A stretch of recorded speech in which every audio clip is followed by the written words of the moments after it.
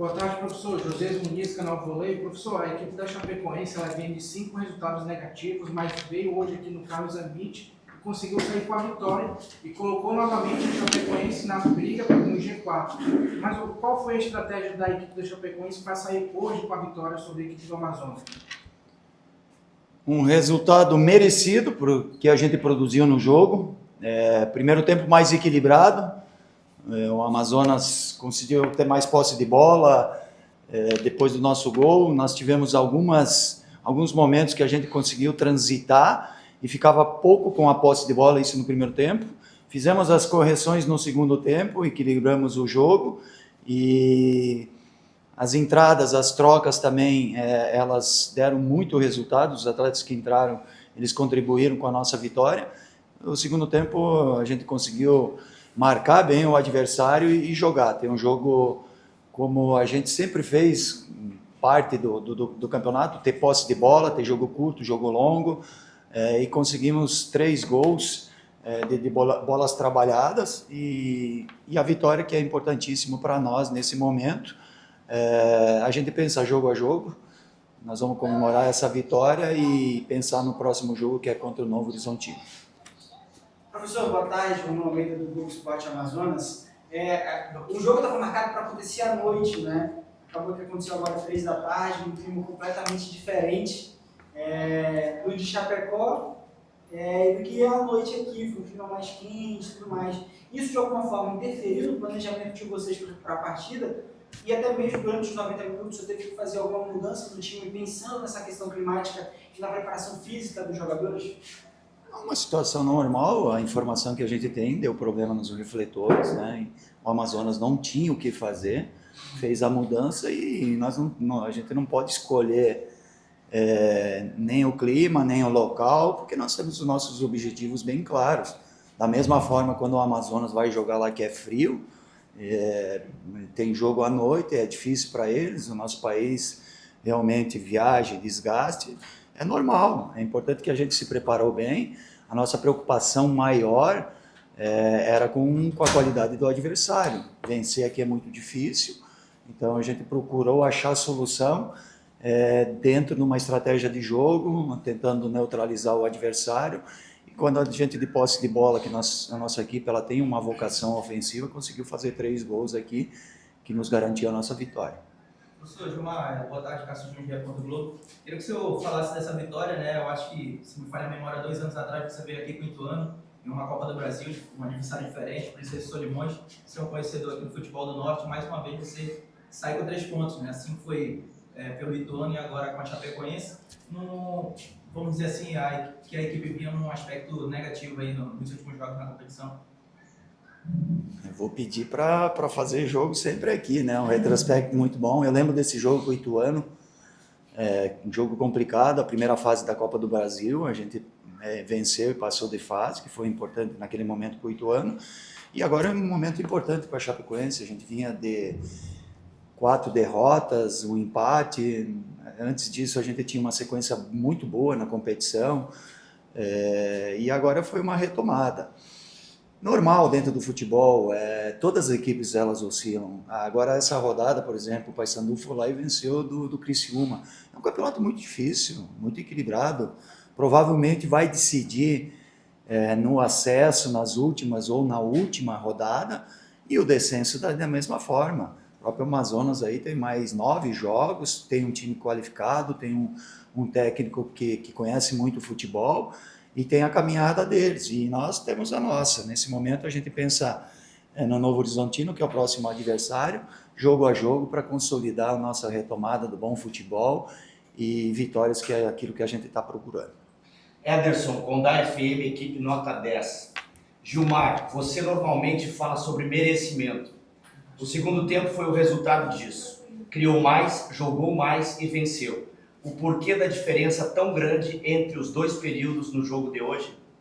Porque o jogo em si é difícil, né? Jogar aqui contra o Amazonas, numa situação normal, já é difícil. Tinha a diversidade do calor também, jogo à tarde, e era um jogo de superação. Nós começamos fazendo um gol na bola parada, que é uma cobrança que eu faço muito para essa equipe aí, que a gente treina muito e hoje deu o resultado. Depois o Amazonas nos colocou, por conta da qualidade, eles tiraram um zagueiro, fizeram uma linha de 4 e aí tiveram mais posse de bola. E aí nós tivemos que mudar o nosso sistema durante o jogo. Isso gera um desconforto para a nossa equipe e fugiu em alguns momentos do controle da partida. No intervalo a gente fez essas correções aí e voltamos para o segundo tempo muito bem. Merecemos a vitória por aquilo que a gente produziu no segundo tempo. Então, esse grupo realmente está de parabéns pela vitória e pelo desempenho também. Rodrigo Goulart, Rádios Chapecó e Massa FM. Foi a vitória da virada de chave e a volta à briga com força pelo acesso? Foi a vitória da permanência. Nos últimos 3 anos a Chapecoense esperava, não é que esperava, o cenário de 2022, 23 e 24 foi na última e na penúltima rodada que conseguiu o objetivo. E esse ano, tudo aquilo que a gente prometeu, tudo aquilo que a gente planejou juntamente com o presidente, que está aqui do lado, o Maringá, diretor de futebol, a gente conquistou. Que era chegar na final do campeonato estadual, conquistar uma vaga para a Copa do Brasil, e o primeiro objetivo era a permanência. Então, se a gente vê os últimos cenários dos últimos 3 anos, já imaginar que tu sai de uma situação muito difícil, complicada, questão financeira do clube, uma série de motivos para ir para uma situação excepcional, já pensar em subir é muito difícil. Então tem que consolidar. A gente estava fazendo um campeonato bom, oscilou, todas as equipes no campeonato estão oscilando, o Atlético, o Criciúma, Goiás, essas equipes que estão na ponta de cima da tabela, e nós oscilamos nesse momento. Importante que a gente retomou com muita confiança, com esforço, com um jogo de superação da nossa equipe, e a gente sai daqui muito feliz com os 3 pontos, mas já pensando no Novo Horizontino. Não tem sonho, não tem nada aqui, a gente vai pensar jogo a jogo a partir desse momento, e é o Novo Horizontino e 500 vezes Novo Horizontino, porque a gente respeita o adversário e nós precisamos da vitória jogando um bom futebol. Tadeu Costa, Vang FM. Gilmar, um primeiro tempo sofrido, mesmo fazendo o gol. Segundo tempo sobrou em campo e o placar poderia ter sido 5 ou 6. Você sempre enalteceu o seu grupo. Hoje voltou a dar a resposta. Eu falei muito depois do último jogo em casa contra o Avaí, falei em humildade e ambição. É uma palavra que eu carrego sempre comigo e sempre falo para os atletas que a gente tem que ter as duas. E que era o momento agora de dar um passo para trás, de botar a sandalinha da humildade, respeitar a competição, que a gente perdeu um pouquinho, é do ser humano, não é só dos atletas, é de comissão técnica, é de diretoria também, a sequência era muito boa, daqui a pouco a gente vislumbrou muito, se iludiu muito, e talvez faltou isso em alguns momentos. A gente reconheceu, nós tivemos uma conversa muito boa, ontem, antes do treino, e os atletas também entenderam que era um momento da humildade, mas de não perder a ambição também, porque se a gente só viesse aqui humildemente, só respeitando o adversário, nós iríamos ter muito problema. Então, sem a bola, a gente foi muito humilde, marcou, jogou como equipe, e com a bola teve a ambição de fazer os gols que nos levou à nossa vitória. Rangel, Rádio Oeste, Capital FM. Dalpozo, novamente você mexeu bastante na equipe inicial para o jogo. Essas alterações são para neutralizar as baixas por lesões e janela de transferências? Ou para encontrar uma alternativa tática para ter êxito na busca pelo acesso? As duas, todas elas. Por necessidade, por calor, porque o cenário às vezes ele se apresenta de uma forma como foi diferente do último jogo. Importante que hoje todos contribuíram, principalmente quem entrou no jogo, entrou muito bem.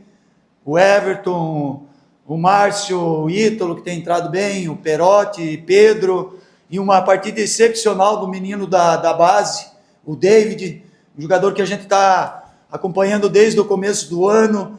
Ele demonstrou muita resiliência, porque ele começou a temporada trabalhando com nós, ele baixou para jogar o campeonato na base, a Copinha Santa Catarina. A gente trouxe ele de volta quando machucou o Bruno Matias. Imagina ele jogando um jogo dessa dificuldade, dessa grandeza, e ele não sentiu o jogo.